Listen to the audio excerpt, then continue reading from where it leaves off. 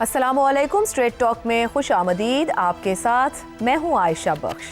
पाकिस्तान तहरीक इंसाफ के रहनुमाओं ने press conference करते हुए DGI-SPR की प्रेस कॉन्फ्रेंस पर अपने रद्द-ए-अमल का इजहार किया है। बैरिस्टर गौहर ने सलमान अकरम राजा और असद कैसर के साथ प्रेस कॉन्फ्रेंस करते हुए कहा कि दहशत गर्दी के खिलाफ खैबर पख्तूनख्वा हुकूमत और पाकिस्तान तहरीक इंसाफ मुत्तफिक हैं। ये कहना दुरुस्त नहीं कि PTI की हुकूमत दहशत गर्दी के खिलाफ ताउन नहीं कर रही। ये कहना कि दहशत गर्दी में PTI को निशाना नहीं बनाया जाता भी गलत है। बैरिस्टर गौहर ने कहा कि दहशत गर्दी के खिलाफ एक्शन के लिए मुताल्लिका फोरम पर रुजू किया जाना चाहिए। PTI हमेशा दहशत गर्दी के खिलाफ जंग में आगे रही है। PTI की सूबाई हुकूमत की अव्वलीन तरजीह अपने अवाम की हिफाजत है। इसके बावजूद इस नौइयत की प्रेस कॉन्फ्रेंसेस करना और रिफ्ट बढ़ाना दुरुस्त नहीं। उन्होंने उम्मीद जाहिर की कि आइंदा PTI के खिलाफ ऐसी कोई प्रेस कॉन्फ्रेंस नहीं होगी। उन्होंने कहा कि इदारों के सरबराह और सियासतदान बाप नहीं बल्कि अवाम के खादिम हैं। सलमान अकरम राजा ने प्रेस कॉन्फ्रेंस में कहा कि बानी PTI के बारे में ये कहना कि वह दहशत गर्दों के हमदर्द हैं बिल्कुल गलत है। PTI दहशत गर्दों की हिमायत नहीं करती बल्कि सिर्फ मासूम लोगों के कत्ल को गलत करार देती है। उन्होंने कहा कि जंगें अफवाज और अवाम मिलकर लड़ते हैं, इसीलिए हम कहते हैं कि ये ऑपरेशन हमें कबूल नहीं। उन्होंने कहा कि बिलाखिर अफगान हुकूमत के साथ बात करना होगी।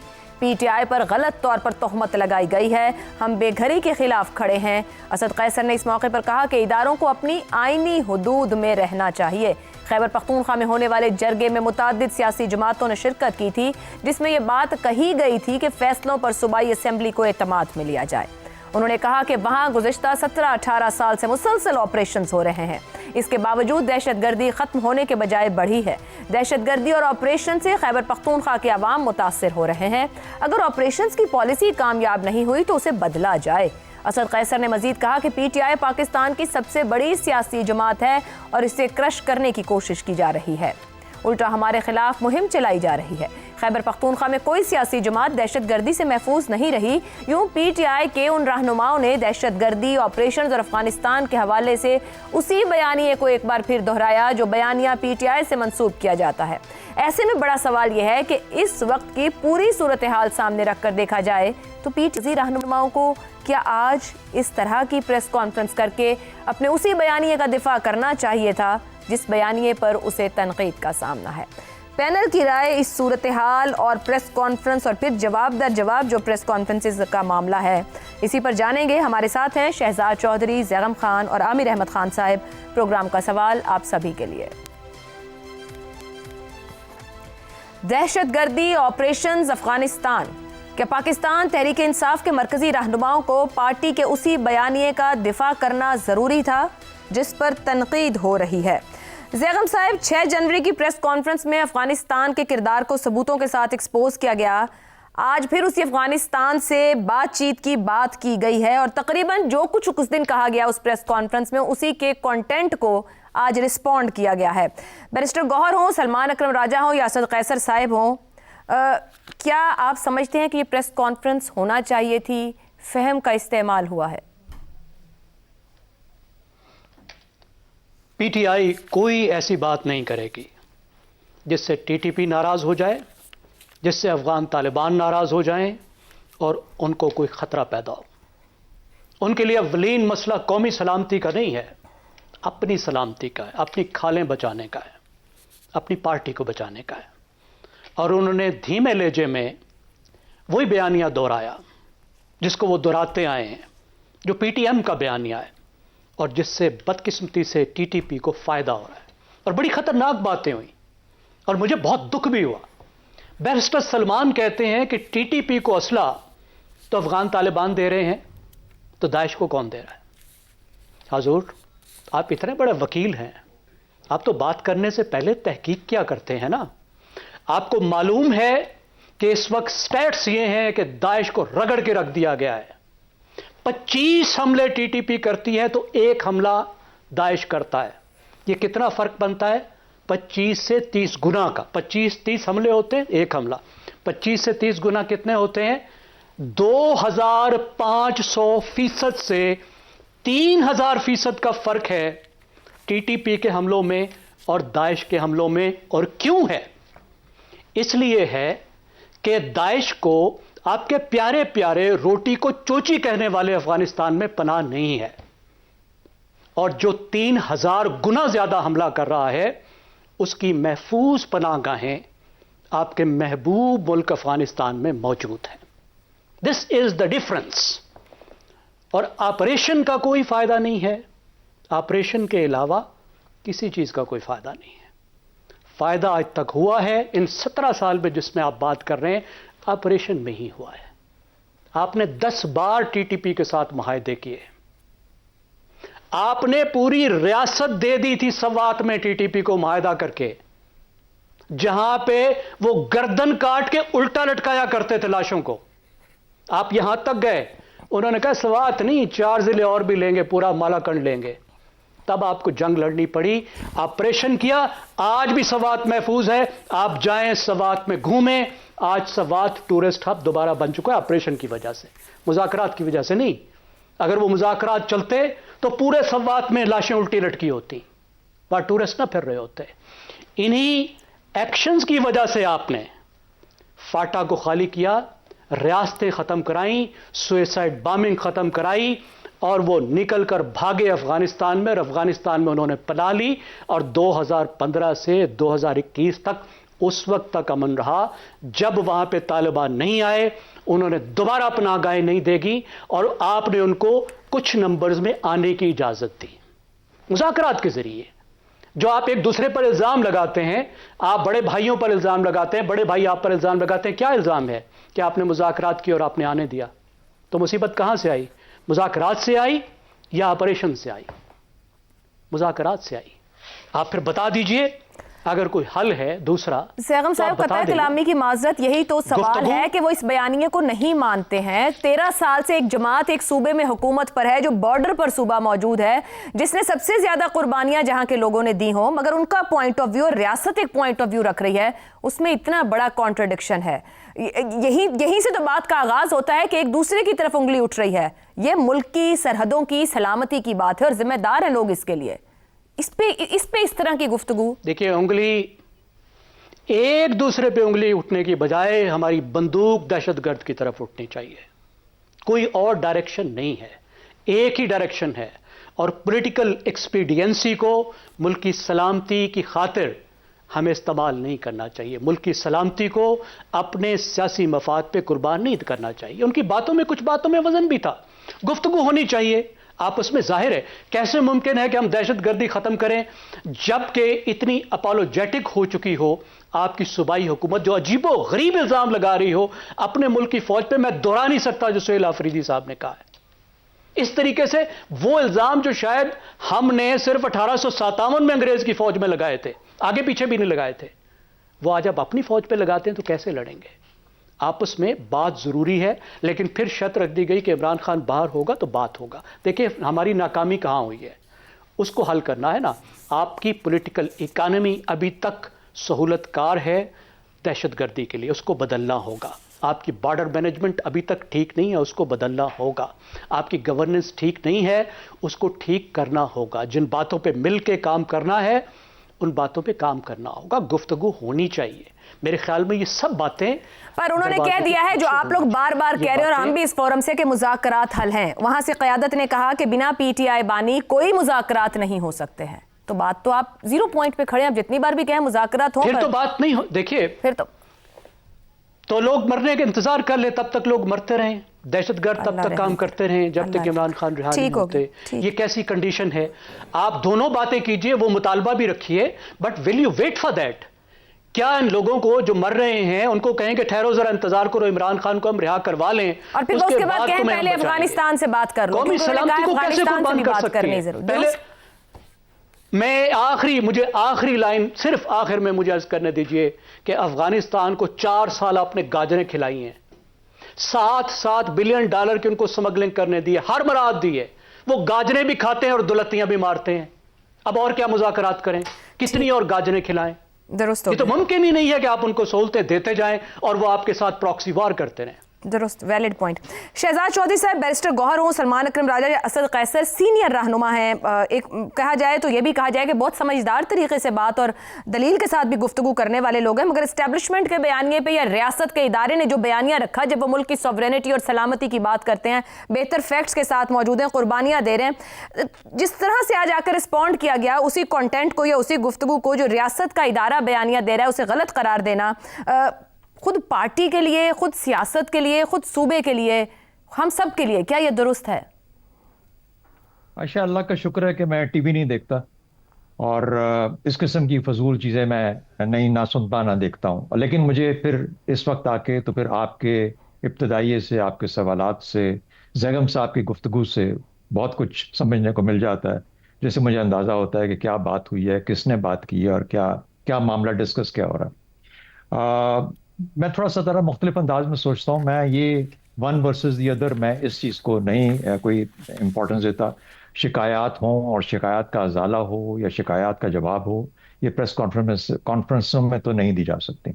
یہ تو قومی سلامتی کے معاملات ہیں. یہ قومی سلامتی کی جو گریوٹی ہے، جو اس کی حیثیت ہے، اس کے مطابق ان کو ڈیل کرنے کی ضرورت ہے. یہ ایسی چیز نہیں ہے کہ ایک آدمی دوسرے پر الزام لگائے اور دوسرے بیٹھ کے اس کا جواب دے دیں جس طریقے سے بھی وہ مناسب سمجھتے ہیں. اس لیول پہ کبھی بھی قومی سلامتی کو نہیں آنا چاہیے. قومی سلامتی کا تعلق افواج پاکستان سے ہے، جن کا بارڈر کے اوپر انہوں نے حفاظت کرنی ہے، سیکیورٹی دینی ہے، اور اس کے بعد پھر ان کو جو کہ وفاق کی ایک علامت ہے، وفاق کا ایک حصہ ہے، صوبوں کے معاملات کے اندر یا سیاسی معاملات کے اندر کسی بھی طریقے سے کھینچنا یا ان کا ذکر کرنا میرے حال میں مناسب نہیں ہے. بہتر تو یہ تھا کہ زیگم صاحب بولتے رہتے اور میں سنتا رہتا، کیونکہ ماشاءاللہ وہ جس طریقے سے، جس انداز سے بول رہے تھے، مجھ پہ کافی ساری چیزیں عیاں ہوتی جا رہی تھیں. لیکن جتنا میں جانتا ہوں، تھوڑا بہت سمجھتا ہوں، وہ یہ سمجھتا ہوں کہ یہ وفاق کی ذمہ داری ہے. کل بھی میں نے کہا تھا، اس کو کوئی صوبہ آج تک روک نہیں سکا، اس کے اوپر کوئی ہرڈل کریٹ نہیں کر سکا. بیانیے کا خوف رہتا ہے، وہ اس کا ایک اثر ہے، وہ میں اس کے بارے میں بات کرتا ہوں. لیکن دیکھیے، کل ہی ہمیں بتایا DGISPR نے کہ میرا حال ہے پتہ نہیں کتنے ہزار آپریشنز، 80% آپریشن جو ہیں وہ خیبر پختونخوا میں ہوئے اسی PTI 2025 کے اندر، اسی PTI کی گورنمنٹ کے نیچے. تو میرا خیال ہے کہ وہاں پر تو کوئی اتنا مشکل مجھے نظر نہیں آتی. جو ہم کرنا چاہیں، جو وفاق کرنا چاہے، میں نے کل بھی کہا تھا، کوئی روک نہیں سکتا اور نہ کوئی روک پائے گا. جو ہمارا کام ہے، جو افواج کا کام ہے، جو وفاق کا کام ہے، وہ اپنا کام کریں گے. اور اسی وجہ سے یہ لوگ اپنی سیاستیں چمکاتے ہیں کہ وہاں پہ لوگ اپنی جانیں دے رہے ہیں اور اپنا بارڈرز کا تحفظ کیے ہوئے ہیں، اور جہاں تک ممکن ہے وہ اپنا کام کرتے ہیں، جانوں کا قربانی دے کے کرتے ہیں. دوسرا حصہ آ جاتا ہے کہ صوبے کی کیا ذمہ داری ہے. صوبے کی ذمہ داری نیشنل ایکشن پلان میں بتا دی گئی. 14 نکات بتائے گئے. ایک شروع 20 نکات سے ہوئے تھے، اب 14 پہ آ گئے. وہ 14 نکات بہت لازمی ہے میرے خیال میں. جس طریقے سے DGISPR نے کل پریس کانفرنس کی، اگلی پریس کانفرنسز کے اندر ان کو بہت، دیکھیے ہمارے 2 فرنٹ لائن صوبے ہیں، بلوچستان اور خیبر پختونخوا. یہ فرنٹ لائن صوبے ہیں، یہ اس وقت سرحد کے اوپر جنگ لڑ رہے ہیں دونوں صوبے. دونوں کا تقابلی جائزہ، اور پھر سندھ اور پنجاب جن کی اتنی ہی ذمہ داری ہے نیشنل ایکشن پلان کے تحت. ان کو بھی ان کی جو اہداف ہیں، جو ان کے فگرز ہیں، ان کو چیزوں کو لے کے انہوں نے کن کن چیزوں پہ کام کیا، ان چاروں صوبوں کا ایک تقابلی جائزہ پیش کرنا چاہیے. جب آپ تقابلی جائزہ قوم کے آگے چاروں صوبوں کا لے کے آتے ہیں تو سمجھ آ جاتی ہے کہ کون سا صوبہ اپنا کام نہیں کر پا رہا. جس طریقے سے کہ ہم جب پر کیپٹا جو انویسٹمنٹ یا جو ڈیولپمنٹ تھی، جب ہم بلوچستان کا نام دیکھتے ہیں تو ہمیں پتہ ہوتا ہے کہ وہاں پر جتنا پیسہ جا رہا ہے اس سے پر کیپٹا اتنی ڈیولپمنٹ نہیں ہو پا رہی، وہ پیسہ اس طرح سے خرچ نہیں ہو پا رہا جس طرح ہونا چاہیے. اب سنا ہے کہ تھوڑی بہت بہتری اس کے اندر جس طریقے سے بتایا گیا آ رہی ہے.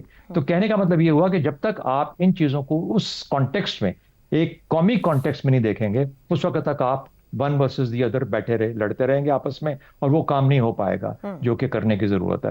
تو میرا اپنا خیال یہ ہے کہ مجھے پریس کانفرنس، چونکہ شکر ہے میں نہیں سنی، اندازہ ہے جو آپ نے بات کی، لیکن بہتر ہے کہ یہ آپس میں بات. اچھا ہاں، مراد سعید میرا خیال ہے کہ نام تھا ان کا، جو کہ سوات سے PTI کے میں نے، اچھا انہوں نے ایک کچھ ان کے، جب یہ گورنمنٹ ہٹ گئی تھی تو کچھ وہاں پہ مالاکنڈ اور سوات کے اندر جب یہ TTP کے، اس وقت TTP تو نہیں کہتے تھے، لیکن ان کے جو لوگ تھے، جب آ کے ان کو بسایا گیا تو وہ جو پہلی آواز اٹھی وہاں سے، وہ میرے حال میں انہی لوگوں کی اٹھی تھی. تو وہ بھی پی ٹی آئی کے تھے. دوسری بات ایک اور چیز یاد رکھنی ہے کہ خیبر پختونخوا میں صرف پی ٹی آئی نہیں ہے, وہاں پر بہت سارے اور لوگ ہیں. اے این پی ہے, پاکستان پیپلز پارٹی ہے, مسلم لیگ نواز ہے, اور باقی پارٹیاں ہیں جن کی اپنی حیثیت ہے, اپنی فالوئنگ ہے, اپنی پوزیشن ہے. کم از کم ان کی حد تک تو ہمیں ان کی جانیں بچانے, ان کے فالوورز کی, اگر ہم پی ٹی آئی کو صاف سے چھوڑ بھی دیں کہ پی ٹی آئی کے لوگ ٹھیک نہیں ہیں, ان کا کام ٹھیک نہیں ہے وغیرہ وغیرہ, ان کی باتیں ٹھیک نہیں ہیں, وہ میرا اپنا خیال یہ ہے کہ جب وہ کہتے ہیں کہ ہم سے بات کر لیں, ہم سے بات بیٹھیں, تو یہ ہمارے وزیر اعظم صاحب اور ہماری جو وفاقی حکومت ہے اس کی ذمہ داری ہے کہ ان کے ساتھ بیٹھیں, ان کی شہزاد صاحب قطع کلامی کی معذرت, بات تو پھر وہی کل والی بات پہ چلی گئی. اب جب مذاکرات کہتے ہیں تو اسپیکر نے بھی کہا ہوا ہے آئیں بات کریں, پارلیمانی جو لوگ ہیں ان سے بات کرنے کو تیار ہیں. پی ٹی آئی نے تو کوئی جواب نہیں دیا, بلکہ آج یہ کہہ دیا ہے بنا بانی پی ٹی آئی کوئی مذاکرات نہیں ہوں گے. وہ یہ تو ہمیں بتا رہے ہیں کہ بالآخر افغان حکومت سے بات کرنا ہوگی, بٹ یہ نہیں سمجھ پا رہے کہ فی الحال ان کو اپنی حکومت سے بات کرنا ہوگی, اور اس کے لیے بھی ان کو 2 قدم چلنے پڑیں گے. مطلب کیسے ممکن ہوگا پھر بات چیت؟ بہت اچھا نقطہ, بہت اچھا نقطہ. اب یہ سوال, پہلا سوال تو یہ ہے کہ ایپیکس کمیٹیز اور نیشنل ایکشن پلان, یہ کیا خیبر پختونخوا میں ایپیکس کمیٹی بنا دی گئی ہے؟ اور اگر نہیں بنی تو کیوں نہیں بنی ابھی تک؟ اس کو بن جانا چاہیے تھا. یہ تو ایک وفاقی ڈائریکٹو ہے, ایپیکس کمیٹی ہر صوبے میں ہونی چاہیے, اس کی ہر 3 ماہ کے اندر ایک میٹنگ ہونی چاہیے. جب یہ بہت زیادہ دہشت گردی اپنے عروج پر تھی تو ہر مہینے ہوا کرتی تھی ہر صوبے کے اندر, اور وہاں پر آرمی چیف اور پرائم منسٹر آف پاکستان دونوں جا کے اس چیف منسٹر کے ساتھ بیٹھ کے اٹینڈ کیا کرتے تھے. اسی کو شروع کر لیں, وہی ایک فورم بن جائے گا جہاں پر آپس میں آپ کی بات چیت شروع ہو جائے گی. بات چیت کے طریقے ڈھونڈنے ہیں. مگر سر پھر وہی بات قطع کلامی شہزاد صاحب, جب وزیر اعلیٰ سہیل آفریدی کہتے ہیں پہلے میرے لیڈر سے ملاقات کرواؤ پھر بات آگے چلے گی, بات تو پھر وہیں آ جاتی ہے جہاں سے شروع ہوتی ہے. وہ بنا لیڈر کے وہ قدم لینے کو تیار نہیں ہے, اور آپ کہتے ہیں کہ مذاکرات تو سب سے آسان کام ہے, وزیر اعظم ہاتھ بڑھائیں اور وہ ہاتھ بڑھائیں اور بات چیت ہو جائے گی. نہیں تو آپ کیا چاہتی ہیں کہ وہ نہ بڑھائیں؟ میں تو چاہتی ہوں سر بات چیت کریں, ذاتی مفادات اور سیاست ایک طرف رکھیں, آپ عہدوں پر بیٹھیں تو ذمہ دار ہیں. پھر صرف سہیل آفریدی کو مسائل کھڑے کرنے دیں, آپ مسائل نہ کھڑی کریں. سر میں کہاں مسائل میں سوال کھڑا کر رہی ہوں, آپ کو سوال بھی مسئلہ لگ رہا ہے تو بات ہی ختم ہو گئی. نہیں سوال مجھے کوئی مسئلہ نہیں لگ رہا. آپ کے سوال میں کہنا نہیں چاہتا, لیکن آپ کے سوالوں کا بہت آسان جواب ہے. دیکھیے یہ نیتوں کے معاملے ہیں. اگر کوئی نیت, مثال کے طور پہ سہیل آفریدی نیت کے اندر خراب ہے, مثال کے طور پہ وہ بالکل خراب آدمی, اور بھائی وہ جو باقی جو اچھے لوگ ہیں, میں پی ٹی آئی کی بات نہیں کر رہا, پی ٹی آئی تو ساری ایک سائڈ پہ کر دیں نا, جو باقی خیبر پختونخوا کے لوگ ہیں جن کے اپنے لیڈرز ہیں, جن کے اپنے نمائندے ہیں, ایم پی ایز ہیں, ایم این ایز ہیں, کم از کم ان کی کانسٹیٹوئنسیز کا تو حد تک بچا لیں جا کے. درست ہو گیا. تو اس کے لیے کم از کم ان کے لیے قدم اٹھا لیں. آپ چھوڑیں پی ٹی آئی کو, میں نے کہا نا پی ٹی آئی کا کیڑا نکالنا پڑے گا. سر نہیں ہو سکتا, صوبہ ان کے پاس ہے شہزاد صاحب, یہ تو پھر ایجنڈا ڈریون معاملات نہیں کامیابی کبھی دیتے. ایجنڈوں سے ہٹنا پڑے گا, پاکستان کا سوچنا پڑے گا. جب تک ہم یہ نہیں کریں گے اس وقت تک ہم مسائل کا حل نہیں ڈھونڈ پائیں گے. لیکن میں پورے طریقے سے ایگری کرتا ہوں کہ صوبے کو ساتھ مل کے چلنا ہوگا تاکہ ہم اس ناسور سے اس کو ختم کر سکیں. جب تک ہم ختم نہیں کر پائیں گے. اور یہ بڑی اچھی آپ نے بات کی تھی ایک بیچ میں, سوری بھول گیا ایک بات کہنی, کہ یہ جو چلیے یاد آئے گی تو پھر میں بعد میں آپ کا ٹائم لایا ہوگا. جی ٹھیک شہزاد صاحب. عامر صاحب, کیا پی ٹی آئی کے مرکزی رہنما ایسی پریس کانفرنس کے بعد اسٹیبلشمنٹ اور حکومت کے لیے آپشنز کو محدود کر رہے ہیں؟ درست طریقہ تھا جواب دینے کا؟ نہیں آشا, میرا خیال ہے کہ جو بہت زیادہ واضح تھی نا اس چیز سے, اس سے پہلے کہ ہم اس نقطے پر آئیں کہ کیا یہ ان کا انداز تکلم جو انہوں نے اپنایا اس پریس کانفرنس میں وہ درست تھا یا نہیں, جو چیز بڑی واضح نظر آ رہی تھی اس پریس کانفرنس میں وہ الجھاؤ ہے جس کا پی ٹی آئی خود شکار ہے. اگر آپ نے نوٹ کیا ہو تو سلمان اکرم راجہ نے اس پریس کانفرنس کے آغاز میں کہا کہ جب تک وانی پی ٹی آئی کو رہا نہیں کر دیا جاتا کسی قسم کے مذاکرات کا سوال ہی نہیں پیدا ہوتا, خواہ وہ سیاسی معاملات ہوں خواہ وہ دہشت گردی ہو. یہ ان کے اپنے لفظ تھے. جبکہ اسی پریس کانفرنس کے آخر میں ان کا اپنا یہ کہنا تھا کہ دیکھیں دہشت گردی کے معاملے پہ تو وفاقی حکومت جب چاہے وہ صوبائی حکومت سے بات کر سکتی ہے, ہم لیکن سیاسی معاملات پہ جب تک وانی پی ٹی آئی جیل سے باہر نہیں آئیں گے ہم کوئی بات آگے نہیں بڑھنے دیں گے. لیکن ہم دہشت گردی اور سیاسی معاملات میں ایک واضح تفریق کرتے ہیں. اس لیے دہشت گردی کے معاملے پر تو کسی وقت بھی جب بھی وفاقی حکومت چاہے وہ صوبائی حکومت کے ساتھ بات کرتی ہے.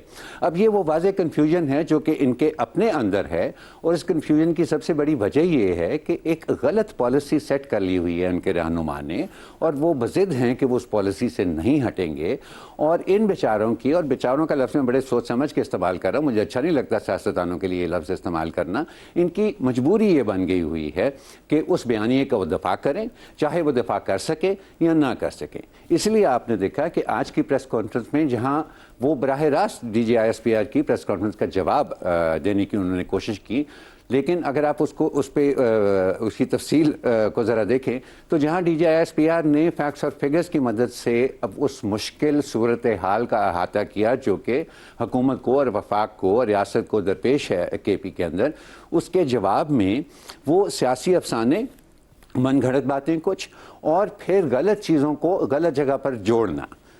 مثلاً انہوں نے ڈسپلیسمنٹ کی بات کی، ارے بھائی 12-13 سال سے حکومت تو آپ لوگوں کی ہے، ہماری فائنانس جو فیڈرل فائنانس منسٹری ہے وہ آپ کے لیے باقاعدہ فگرز جاری کر چکی ہے کہ تقریباً 8,500 ارب روپیہ ڈسبرس ہو چکا ہے کے پی میں پچھلے 10-15 سالوں کے اندر، اور ان میں سے انہوں نے ان فنڈز کی بھی نشاندہی کی ہے جو کہ ان کے اپنے ایلوکیٹڈ پول سے، جو ان کی جو ایلوکیشن ہے نیشنل پول میں، اس سے بڑھ کے ان کو دیے گئے، جن کے اندر، اور اس کی مدوں کا بھی ذکر ہے کہ اس میں آئی ڈی پیز کی جو ریہیبلیٹیشن ہے اس کے لیے بھی پیسے دیے گئے۔ تو یہ ایک بہت specific facts and figures based, اچھا اس سے قطع نظر کہ وہ فیکٹس اینڈ فگرز کتنے درست ہیں اور کتنے غلط ہیں جو D G I S P R نے دیے، آپ ایک فیکٹس اینڈ فگرز پہ بیسڈ ایک حقیقت کا احاطہ کیا گیا ہے اور اس کا جواب آپ دے رہے ہیں سیاسی افسانہ نگاری سے اور من گھڑت باتوں سے، تو اس سے ان کی بکھلاہٹ بھی اور ان کی مجبوری کا، بکھلاہٹ سے بھی کہیں زیادہ عائشہ مجھے لگتا ہے ان کی مجبوری کا ہمیں احساس ہوتا ہے کہ کس طرح سے جکڑ لیا ہے ان کو بانی پی ٹی آئی نے اپنی سوچ کے لیے۔ ناؤ ہیونگ سیڈ دیٹ، میں سمجھتا ہوں کہ ایک رستہ تو نکلا نا۔ اب اگر انہوں نے خود پی ٹی آئی کے رہنماؤں نے یہ کہا ہے کہ نہیں، دہشت گردی کے معاملے کے اوپر حکومت جب چاہے وہ صوبائی حکومت سے بات کر سکتی ہے، تو میرا خیال ہے کہ اگر وفاقی حکومت کو اس کے اوپر they should jump on this opportunity, کیونکہ کل ہماری یہ بات ہو رہی تھی نا جس کو شہزاد چودھری صاحب نے ایسے سم اپ کیا تھا بڑی ویری ایکوریٹلی کہ اب یہ وفاقی حکومت کی مجبوری بن گئی ہے کہ وہ کے پی کی صورتحال کا کوئی نہ کوئی حل تلاش کرے، تو ان کو اس اپرچونٹی کو چھوڑنا نہیں چاہیے۔ اگر پی ٹی آئی نے کہا ہے کہ ہاں بالکل آئیں، ہماری اسمبلی کو کنسلٹ کریں، ہماری حکومت کو کنسلٹ کریں دہشت گردی کے معاملات پر، اور سلمان اکرم راجہ بھی اپنی بات سے پیچھے ہٹنے پر مجبور ہو گئے، جو انہوں نے شروع اس بات سے کی تھی کہ چاہے دہشت گردی ہو چاہے سیاسی معاملات ہوں، بانی پی ٹی آئی کے بغیر کوئی بات نہیں ہو سکتی، اور اینڈ میں انہوں نے کہا کہ نہیں، دہشت گردی کی میں اور سیاسی معاملات میں ہم تفریق کرتے ہیں، ان دونوں کو علیحدہ علیحدہ دیکھتے ہیں، اور دہشت گردی پہ بات ہو سکتی ہے۔ اب میرا خیال ہے ایک طرح سے اس پریس کانفرنس کے پیچھے ارادہ کچھ بھی ہو، نیت کچھ بھی ہو، ایک طرح سے وہ بال کو لوب کر دیا گیا ہے وفاقی حکومت کی کورٹ میں۔ اب دیکھیں ان کا کیا جواب آتا ہے اس میں۔ ٹھیک ہو گیا جی، شہزاد صاحب آپ کچھ کہنا چاہ رہے ہیں؟ کوئکلی، آپ نے بڑا اچھا پوائنٹ ریز کیا تھا جس کا ذکر عامر صاحب نے بھی کیا کہ پی ٹی آئی کے اندر اپنی جو کنفیوژن ہے وہ بڑی عیاؤں کے سامنے آتی ہے۔ ان کو چاہیے اپنی پولیٹیکل کور کمیٹی کے تھرو 3 ایشوز ہیں اگر میں دیکھوں، سب سے پہلے صوبے میں گورننس، اس کے بعد دہشت گردی، اور تیسرا بانی کو سیپریٹ کر کے اپنی سیاست کے طور پر جس طرح بھی ہینڈل کرنا چاہتے ہیں کریں، لیکن دہشت گردی اور گورننس کے اوپر پولیٹیکل کمیٹی کو صوبے کو بھی ایڈوائز کرنا چاہیے جس میں صوبے کا چیف منسٹر بھی بیٹھا ہو اور باقی بھی لوگوں، اور ساتھ ہی دہشت گردی کے لیے بھی جو ضروری چیزیں ہیں ان کو بھی عمل پذیر لانا چاہیے۔ تو جب تک یہ 3 حصوں میں بانٹ کے بات نہیں کریں گے پی ٹی آئی والے، آپس میں ایک سوچ کا جسے کہتے ہیں یکجہتی نہیں لے کے آئیں گے، یہ نہ گورننس کر پائیں گے نہ دہشت گردی میں مدد کر پائیں گے۔ بڑا ویلڈ پوائنٹ ہے شہزاد چودھری صاحب، لیکن پھر ایک اہم سوچنے کو تو پی ٹی آئی کو کیا بنا پی ٹی آئی بانی پی ٹی آئی چل پائے گی؟ اسی سوال کا جواب پی ٹی آئی نے تلاش کرنا ہے۔ ایک بریک لیتے ہیں، بریک سے واپس آئیں گے تو ہم بات کریں گے خواجہ آصف کا ایک سٹیٹمنٹ ہے کہ دفاعی معاہدے ہمیں آئی ایم ایف سے باہر نکالنے کو ہیں، کیا واقعی؟ اس بریک کے بعد پروگرام میں ایک بار پھر خوش آمدید۔ پاکستان بدستور قرضوں، مالی دباؤ اور آئی ایم ایف کے چکر میں پھنسا ہوا ہے، تاہم وزیر دفاع خواجہ آصف کی امیدیں معاشی اصلاحات کے بجائے دفاعی برآمدات اور جنگی طیاروں کے متوقع آرڈر سے وابستہ نظر آتی ہیں۔ خواجہ آصف نے دعویٰ کیا ہے کہ معرکہ حق میں پاکستانی فضائیہ کی شاندار کارکردگی کے بعد دنیا بھر سے دفاعی ساز و سامان کے آرڈرز مل رہے ہیں۔ اگر یہ رفتار برقرار رہی تو ممکن ہے 6 ماہ بعد پاکستان کو آئی ایم ایف کی ضرورت ہی نہ پڑے۔ گویا خواجہ آصف کو اب معاشی بحالی کا راستہ اصلاحات نہیں رن وے سے ہو کر گزرتا دکھائی دے رہا ہے۔ ख्वाजा आसिफ के इस बयान का पस मंजर भी कम दिलचस्प नहीं। मीडिया रिपोर्ट्स के मुताबिक एक तरफ पाकिस्तान और सऊदी अरब के दरमियान $2 अरब के कर्ज को JF-17 थंडर तैयारों के सौदे में तब्दील करने पर बातचीत जारी है, तो दूसरी जानिब पाक सऊदी दिफाई ताउन एक नए मरहले में दाखिल हो रहा है, जहां मुश्तरका तरबियत, ऑपरेशनल ताउन और मल्टी डोमेन ऑपरेशंस पर इत्तफाक किया जा रहा है। Air chief marshal Zaheer Ahmad Babar Siddu के सऊदी अरब के दौरे, गार्ड ऑफ ऑनर और अस्करी क़यादत से मुलाकातें इस शराकतदारी को संजीदगी को वाज़ेह करती हैं। इससे कबल लीबिया के साथ दिफाई मुआहिदा, बांग्लादेश से भी बातचीत जारी। ये सब पेशरफ्त पाकिस्तान की दिफाई सलाहियत, सिफारती एतमाद और तकनीकी महारत का इजहार है, जिस पर कोई शक नहीं। लेकिन सवाल यह है कि अगर वाकई दिफाई बरामदात इतनी तेज़ी से माशी मुश्किलात का हल बन सकती हैं, तो क्या टैक्स इस्लाहात, सरकारी अखराजात में कमी, करप्शन के खात्मे, टैक्स नेट, माफियाज और एलीट कैप्चर जैसे मसाइल सानवी हो चुके हैं? क्या मईशत के सिमत अब वजारत ख़जाना के बजाय वजारत दिफा के बयानात से तय होगी? ख्वाजा आसिफ के एतमाद में कमी नहीं, मगर तारीख ये बताती है कि वक्ती खुशफहमी और मुस्तकिल माशी इस्तेहकाम में फ़र्क होता है। ये सवाल अपनी जगह पर मौजूद है कि हुकूमत और उसकी माशी टीम कब अपनी अहलियत अमली तौर पर साबित करेंगे।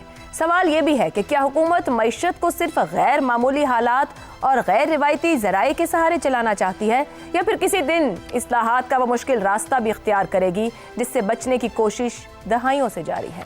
इसी पर पैनल की राय आपके सामने रखेंगे। सवाल इस तरह से,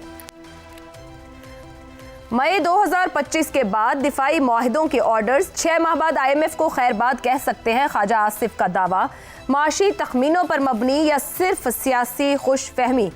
आमिर अहमद साहब, कैसे आप देखते हैं ख्वाजा आसिफ साहब के इस बयान को? कौम भी खुश हो ले या इसको सिर्फ हम सियासी बयान और खुश फहमी तक समझें? आयशा, वो कहते हैं कि सियासतदानों की बात जो है ना, उसमें खा वो सच हो खा वो झूठ हो, एक हकीकत जो उसके बारे में होती है वो ये कि वो हर बात उनकी से एक सियासी बयान होता है। इसलिए किसी भी सियासतदान से आप कोई बात सुने तो उसको एक सियासी बयान के तौर पर ही ट्रीट करना चाहिए। लेकिन मुझे जो चीज़ सिग्निफिकेंट लगी है इस बयान के अंदर वो ये है कि कितना बेमानी सा बयान है, और ये क्यों बेमानी है उसका इशारा आपने अपनी तमहीद में भी बड़े वाज़ेह तौर पे दे दिया है कि क्या सवाल ये है कि हमें IMF के प्रोग्राम में होना चाहिए या नहीं होना चाहिए, या सवाल ये होना चाहिए कि हम क्यों हैं IMF के प्रोग्राम में, हमें बार बार IMF के प्रोग्राम पे क्यों जाना चाहता है। घर पे तो हमने उसको गाली बना दिया है IMF को, फिर हम भागे भागे चले जाते हैं। हमने देखा है कि माजी में एक वज़ीर ख़जाना को उनकी अपनी पार्टी ने इसलिए और इस बहाने अपने ओहदे से हटा दिया कि वो इसरार कर रहे थे कि हमने अगर डिफ़ॉल्ट से बचना है तो हमें IMF के पास जाना पड़ेगा, और उनको तो ओहदे से हटा दिया गया, लेकिन चंद ही माह बाद वो गए भी IMF के बाद, उनकी बात सही साबित हुई। सो असल सवाल ये है कि हमें क्यों जाना पड़ता है। अगर हम अपनी आमदन नहीं बढ़ा सक रहे हैं और अपने अखराजात पर काबू नहीं पा सकते रहे, और तो जाहिर है कि हमें कहीं ना कहीं से तो कर्जा लेना है। अब वो IMF से लो, आप बताएं मुझे कि पाकिस्तान का कौन सा हलीफ मुल्क ऐसा है जिससे पाकिस्तान ने कर्ज नहीं लिया हुआ? सऊदी अरब से नहीं लिया हुआ, अमारात से हमने नहीं लिया हुआ, जापान से हमने नहीं लिया हुआ कर्ज। आप मुल्क बताती जाएं जो कर्जे देते हैं दूसरे मुल्कों को, और आप देखेंगे कि उनमें से शायद ही कोई बचा हो जिससे पाकिस्तान ने कर्जा नहीं लिया। तो क्या उस सूरत हाल के अंदर कोई तब्दीली आ रही है? और बुनियादी सवाल ये कि जो आपने बड़ी अच्छी तरह से मेरा ख्याल है उसको बयान किया है कि वो मईशत के ज़रिए नहीं, शायद रनवे के ज़रिए एक रास्ता ढूंढ रहे हैं इससे बाहर निकलने का, जो मेरे ख्याल में मुमकिन नहीं है। आप वक्ती तौर पर जितने मर्जी डिफेंस पैक्ट्स कर लें, जितनी मर्जी डिफेंस सेल्स कर लें, पायदार हल वो होता है जी जो आपके अवाम के जड़ों के अंदर बैठ जाए किसी तरह से। आपको छोटी सी मैं एक मिसाल दूँ, बरतानिया में कंजेशन टेस्ट लगाया गया, लंदन में गाड़ी लाने के ऊपर आपको टैक्स देना पड़ेगा, लेकिन वो शुरू में उनका तरीकाकार ये है कि वो वॉलंटरी रखते हैं, वो मजबूर नहीं करते हैं किसी को टैक्स देने में। लेकिन उस वॉलंटरी फेज के अंदर भी 70% लोगों ने वो टैक्स अदा किया, उनकी कोई मजबूरी नहीं थी, लेकिन उनको पता था कि हुकूमत ने ये टैक्स लगाया हुआ है तो उन्होंने अदा किया। क्या आप ऐसा कल्चर अपने मुल्क में अंदर बना सकते हैं? फिर तो आप निकल आएंगे, फिर तो आपको IMF का सोचने की भी जरूरत नहीं पड़ेगी। लेकिन उसके बगैर मुझे नहीं कुछ मुमकिन है। दुरुस्त हो गया।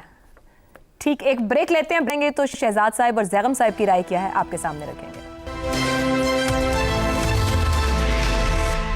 प्रोग्राम के आखिरी हिस्से में एक बार फिर खुश आमदीद। शहजाद साहब, ख्वाजा साहब ये कह रहे हैं कि तैयारों के इतने ऑर्डर्स मिल रहे हैं मई 25 के बाद से, अगर ये सब मुकम्मल हो गए तो 6 माह बाद IMF की ज़रूरत नहीं रहेगी, यानी कि हमारा तो एक मुआहिदा भी है। ये आपके ख्याल में वाकई इतनी तेज़ी से बरामदात होंगी, इतना ज़र मुबादला आएगा कि ज़रूरत नहीं रहेगी? ये कोई खफगी है ख्वाजा साहब को IMF से? उन्होंने तो सहारा दिया था। नहीं, ये तो जिस तरह कहा गया कि सियासतदान जो हैं वो हर चीज को इस्तेमाल कर सकते हैं अपने सियासी फायदे के लिए, तो मेरा ख्याल है ये उस तरह की स्टेटमेंट है।